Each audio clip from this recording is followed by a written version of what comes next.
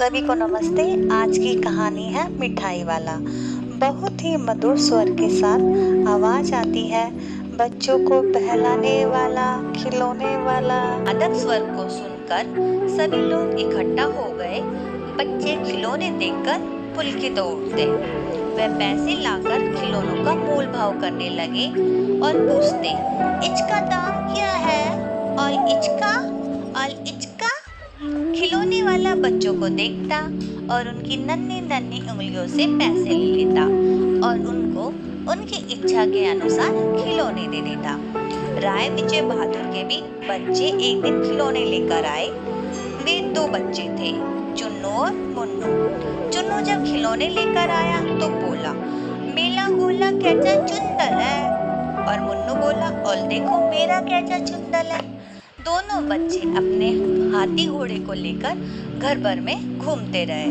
उनको उनकी माँ रोहिणी निहारती रही और थोड़ी देर के बाद वह बच्चों से बोली, ये कितने पैसे के हैं? बच्चों ने कहा 2 पैसे के। तो मन ही मन सोचने लगी, इतना सस्ता कैसे दे गया? ये कोई बड़ी बात नहीं थी। फिर रोहिणी अपने काम में लग गई और भूल गई।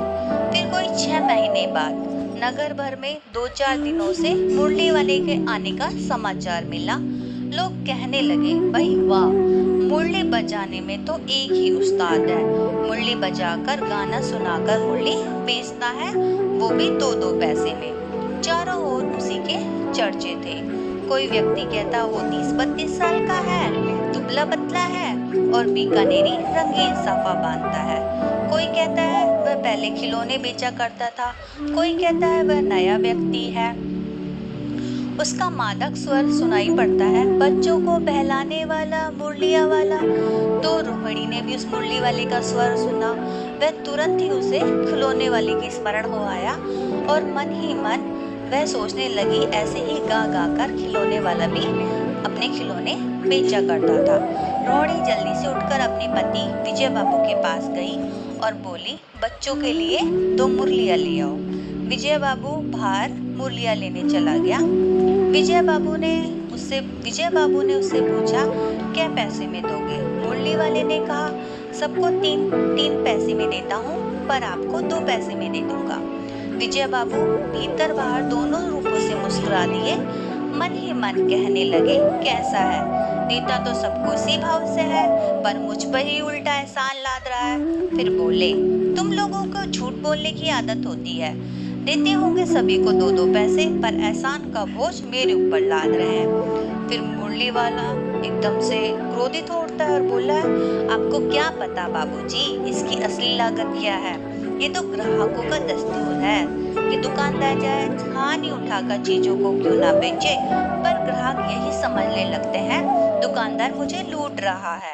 आप भला काहे को विश्वास करोगे? लेकिन सब सच पूछिए तो बाबूजी, असली दाम 2 ही पैसा है। आप कहीं से भी ले लो, इस पैसे में मुरली नहीं पा सकते। मैंने तो पूरी 1000 बनवाई है, तब मुझे इस भाव पड़ी है। विजय बाबू बोले, अच्छा ठीक है, मुझे 2 मुरली दे दो। तो मुरली वाला उसे 2 मुरलियाँ दे देता है। तो ये अंदर मकान में बैठी रोहिणी सारी बात सुन रही थी और सोच रही थी, ये कैसे बच्चों से प्यार से बातें करने वाला, फेरी लगाने वाला है, और ये अपना सौदा भी कितना सस्ता देता है। अच्छा आदमी जान पड़ता है। समय की बात है, जो बेचारा इस तरह मारा मारा फिर रहा है, पेट जो करा है सो थोड़ा। फिर कोई 8 महीने बाद सर्दी के दिन थे। रोहिणी स्नान करके मकान की छत पर अपने बाल सुखाने गई थी। तभी उसे सुनाई पड़ा, बच्चों को बहलाने वाला, मिठाई वाला। वो झट से नीचे आई और दादी से कहने लगी कि दादी, चुन्नू मुन्नू के लिए मिठाई लेनी है, जरा कमरे में चलकर ठहराओ, मैं उधर कैसे जाऊं? कोई आता न हो, जरा हटकर मैं चिक्की ओट में बैठी रहूंगी। दादी उठकर कमरे में आकर बोली, ए मिठाई वाले, इधर आना। मिठाई वाला निकट आ गया, बोला, कितनी मिठाई दूं माँ? ये नए तरह की मिठाइयाँ हैं, रंग बिरंगी, कुछ खट्टी कुछ मीठी, जायकेदार है, देर तक मुंह में टिकती है, जल्दी नहीं घुलती, बड़े चाव से चूसते हैं। इसके अलावा ये खांसी भी दूर करती है, चपटी है, गोल है, पहलदार गोलियां 16 देता हूँ। दादी बोली 16 तो बहुत कम है, भला 25 तो दे। तो मिठाई वाला, नहीं दादी, इससे अधिक नहीं दे सकता। तो रोहिणी दादी से कहती है, दादी फिर भी काफी सस्ता है, 4 पैसे की ले लो, ये पैसे रहे। मिठाई वाला गिनने लगा मिठाइयाँ, 2 4 की दे दो। अच्छा 25 नहीं सही तो 20 ही। अरे मैं बूढ़ी हो गई, अब मुझे मोल भाव भी नहीं आता। दादी के पोपले मुंह से मुस्कुराहट फूट उठी। रोहिणी ने दादी से कहा, दादी से पूछो, तुम शहर में कभी पहले आए थे? यहाँ के निवासी हो तुम? दादी एक कथन कहती, इससे पहले मिठाई वाले ने उत्तर दे दिया, पहली बार नहीं, मैं कई बार आ चुका हूँ। रोहिणी चिक्की आड़ से बोली, पहले यही मिठाई बेचते थे या फिर कोई और चीज? मिठाई वाला अपने हर्ष, संशय और विस्मय में डूबकर बोला, पहले मैं मुरली लेकर आया था और उससे पहले मैं खिलौने लेकर आया था। रोहिणी का अनुमान बिल्कुल ठीक निकला। अब तो वह उससे कुछ और बातें पूछना चाहती थी, लेकिन इन व्यवसायों के भला उसे क्या मिलता है? तो बोला, मिलता तो क्या है, यही खाने भर को मिल जाता है। कभी मिलता है तो संतोष, धीरज और असीम सुख, जो मैं चाहता हूँ। सो कैसे, वो बताओ। अब वो व्यर्थ की बातें ना करो, आप जाने दो, उन बातों को सुनकर आपको दुखी होगा। अब इतना बता दिया है तो वो भी बता दो, मैं बहुत उत्सुक हूँ, तो मिठाई मैं और भी ले लूंगी। फिर अतिशय गंभीरता के साथ मिठाई वाले ने बोला, मैं भी नगर का एक प्रतिष्ठित आदमी था। मकान, व्यवसाय, गाड़ी, घोड़े, नौकर, चाकर, सब कुछ था मेरे पास। स्त्री थी, छोटे छोटे 2 बच्चे थे। मेरा वो सोने का संसार था। बाहर संपत्ति का वैभव था, भीतर सांसारिक सुख था। और स्त्री सुंदरी थी, मेरी प्राण थी। बच्चे ऐसे सुंदर थे जैसे सोने के सजीव खिलौने। उनकी अटखेलियों के मारे घर में कोलाहल मचा रहता था।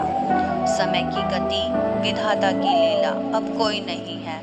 दादी प्राण निकाले नहीं निकले, इसलिए अपने उन बच्चों को खोज में निकला हूँ।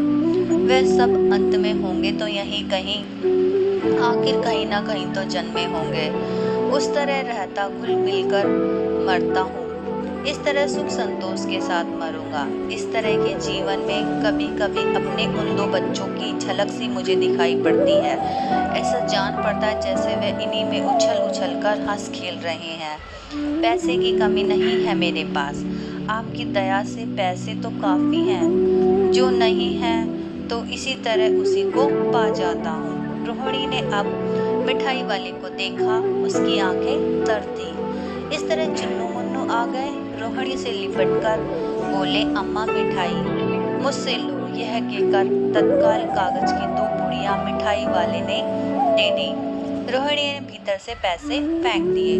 मिठाई वाले ने पेटी उठाई और कहा, अब इस बार मैं पैसे नहीं लूंगा। दादी बोली, अरे अरे नैने, अपने पैसे तो लेते जाना। तब तक आगे फिर सुनाई पड़ा उसी की मादक मधुर स्वर में बच्चों को बहलाने वाला मिठाई वाला। उम्मीद है आपको ये कहानी अच्छी लगी होगी। धन्यवाद।